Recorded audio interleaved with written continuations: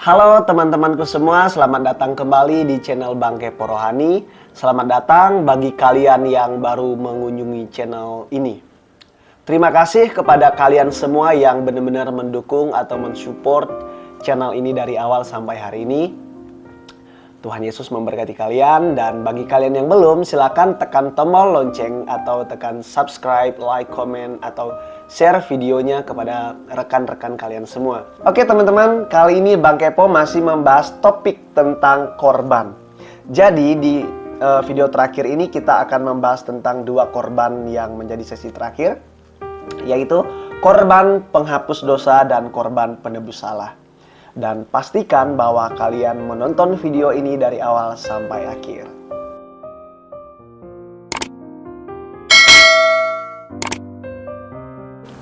Seperti pada umumnya, apa sih korban penghapus dosa itu?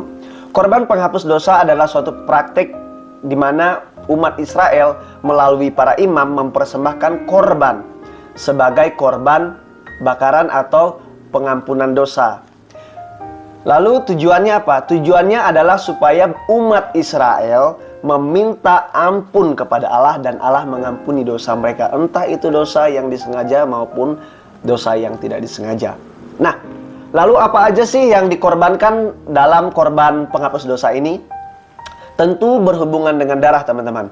Jadi dipastikan bahwa ada lembu jantan yang fisiknya harus sempurna. Tidak boleh cacat, tidak boleh sakit, tidak boleh terlalu tua atau terlalu muda. Jadi benar-benar betul-betul sudah punya lemak, sudah punya fisik yang baik, maksudnya hewannya ya. Jadi jika binatang ini cacat atau sakit, maka akan dianggap najis dan tidak bisa diterima sebagai korban persembahan untuk penghapus dosa. Nah, lalu kemudian bagaimana cara melakukannya? Sama seperti pada umumnya, bahwa ketika korban ini dibawa oleh umat menyerahkan kepada imam, imam membawa korban tersebut ke kemah pertemuan terlebih dahulu, teman-teman. Dan mereka ketika membawa di kemah pertemuan, mereka menghadapkan kepada Allah terlebih dahulu. Mereka meminta perkenanan Allah.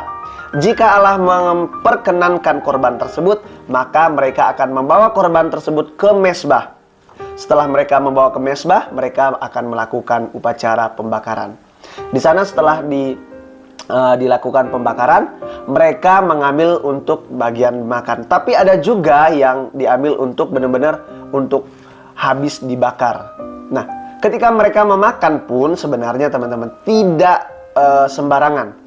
Jadi mereka harus memilih tempat yang kudus, yang suci, yang benar-benar dianggap sebagai tempat yang layak untuk mereka makan. Jadi bukan sembarangan. Kira-kira begitu. Lalu apa aja sih makna dari korban penghapus dosa ini? Maknanya, ya mereka meminta ampun kepada Allah. Mereka tahu dan mereka sadar bahwa mereka memerlukan Allah. Dan hidup mereka bergantung kepada Allah yang sebagai pencipta mereka. Oleh sebab itu mereka harus mengadakan korban ini. Dengan mengadakan korban ini, maka mereka akan dihapus dosanya. Oke, itu aja dari korban penghapus dosa. Kita lanjut di korban penebus salah, teman-teman. Korban penebus salah adalah suatu praktik yang dilakukan oleh umat kepada Allah. Nah, di sini berbeda. Jadi, di sini kasusnya adalah bagi mereka yang tidak setia kepada Allah. Jadi, mereka yang berbelok hati kepada Allah. Mereka yang menganggap dirinya telah melakukan pelanggaran terhadap Allah. Oke, Bang Kepo minum terlebih dahulu.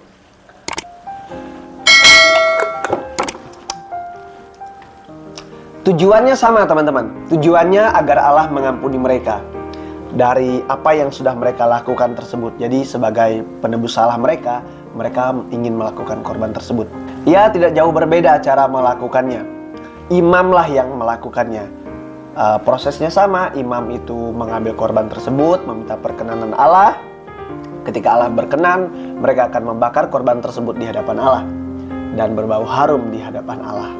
Jadi di tempat orang melakukan korban bakaran, di situ juga dilakukan penyembelihan korban. Dan darahnya disiramkan pada mezbah dan sekelilingnya. Segala lemak, ekor yang berlemak, lemak yang menutupi perut, dan lemak-lemak lainnya. Jadi intinya di sini adalah mereka mengambil lemak yang bisa mereka bakar sebagai bau yang harum di hadapan Allah. Imamlah yang membakar korban tersebut sebagai korban penebus salah. Dan setiap imam laki-laki wajib memakannya setelah mereka bakar, teman-teman. Jadi di sini kita tahu bahwa yang mengerjakan semua itu adalah imam. Karena memang prosesnya ya seperti itu. Masyarakat biasa atau umat biasa tidak bisa. Di sini bukan berarti Allah pilih kasih ya. Karena memang tugas yang diberikan masing-masing kepada orang. Jadi imam ini sebagai perantara manusia kepada Allah. Di mana imam ini sebagai gambaran orang yang hidup berkenan kepada Allah. Jadi mereka dipastikan harus berkenan terlebih dahulu sebelum mereka mempersembahkannya. Kalau tidak mereka bisa lewat alias mati. Jadi makna memberikan korban penebus salah ini adalah bagaimana umat sadar betul atas apa yang mereka perbuat. Mereka sudah membelokkan hatinya, bukan lagi tertuju kepada Allah. Oleh sebab itu mereka menyadari bahwa mereka harus datang kepada Allah dengan melakukan korban penebus salah ini. Teman-teman pasti ingat bahwa peristiwa di mana bangsa Israel itu selalu melakukan hal yang sama, pola yang sama maksudnya. Bertobat, kembali, bertobat, kembali, bertobat, kembali. Ya, kira-kira seperti itu. Oke teman-temanku semua, cukup sudah pembahasan tentang korban bakaran dan berbagai jenis korban lainnya pada episode kali ini. Bagaimana pendapat kalian? Silakan tulis di kolom komentar. Dan terima kasih saya ucapkan yang tidak pernah lupa bahwa kalianlah yang mendukung channel ini. Dan Bang Kepo berharap bahwa terus dukung channel ini agar channel ini dapat berkembang dan dapat menyatakan kemuliaan Allah dan Tuhan Yesus dipermuliakan. Terima kasih sekali lagi bahwa Tuhan yang akan memberkati kalian semua. Salam Kepo Rohani.